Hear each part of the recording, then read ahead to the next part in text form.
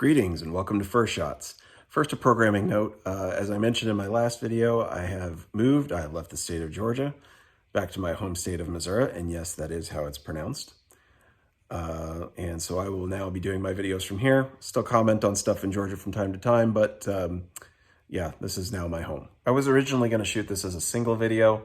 I've decided actually to break it into two different videos because it's really two different things, even though they're both in the news and they're both things that I'm very passionate about. It needed to be two videos. It was running long and it's got to be separated. So I'm going to cover the first one now.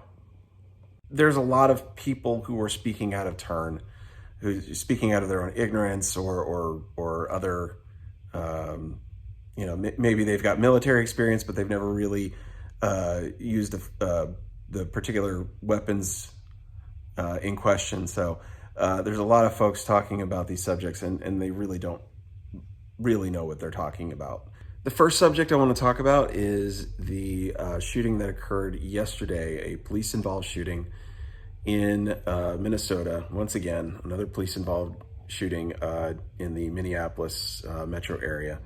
And basically the police officer pulled their firearm, thought they were pulling their taser, yelled, "Taser, taser, taser," as they are instructed to do, and discharged their firearm at a fleeing suspect. This has led to a lot of anger, some violence, some rioting, kind of understandably so, considering what we've seen in the past year. And to some extent, I actually agree with it. I don't agree with property destruction. I don't agree with rioting. But I absolutely understand and agree with the fact that people are angry. That man should not have been shot. And the police officer did commit an error. The police officer should have known the difference between their strong side firearm and their weak side taser.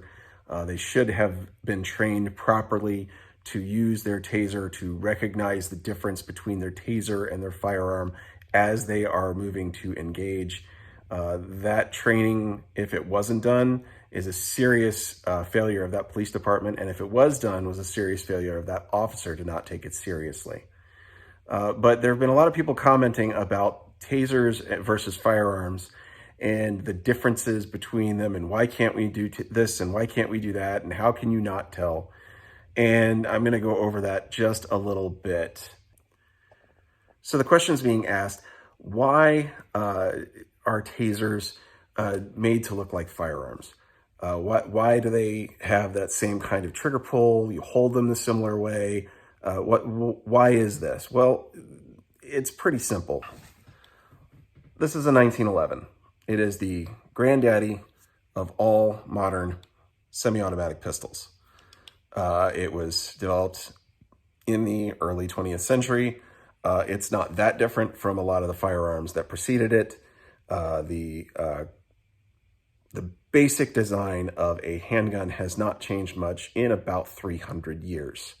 There have been a few changes, some stylistic things, but for the most part, you basically hold the firearm like this, and this is the most natural position for you to hold a firearm. Kinesiologists have done studies on this. They did studies on the Star Trek: The Next Generation hand phaser, and they found it's ridiculous. You're much more likely to miss your target using that thing. A lot of other designs, and it's very simple. This is very natural for a human being to be able to fire a weapon accurately, consistently, over time. And it's just a natural way of doing things.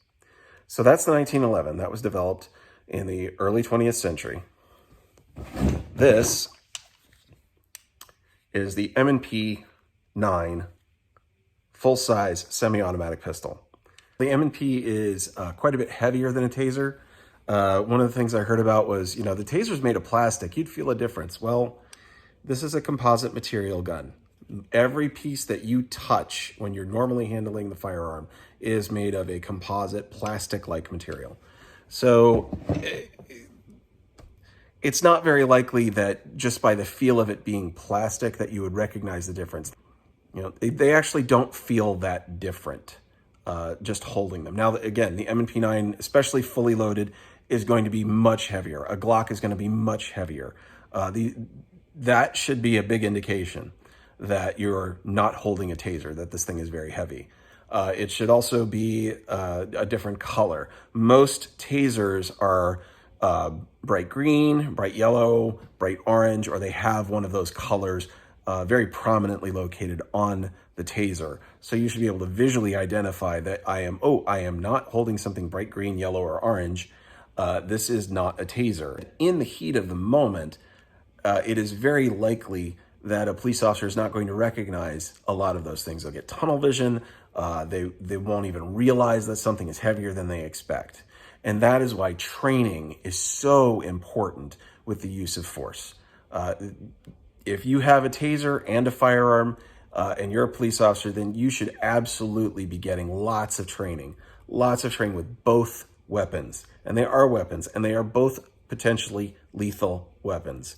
A taser is absolutely a potentially lethal weapon, but it is considered less lethal than a firearm, if that can be a thing, because it's more likely to just incapacitate someone and not kill them. It can kill them, but it's not intended to do so. It is intended to incapacitate, and that's the difference between them.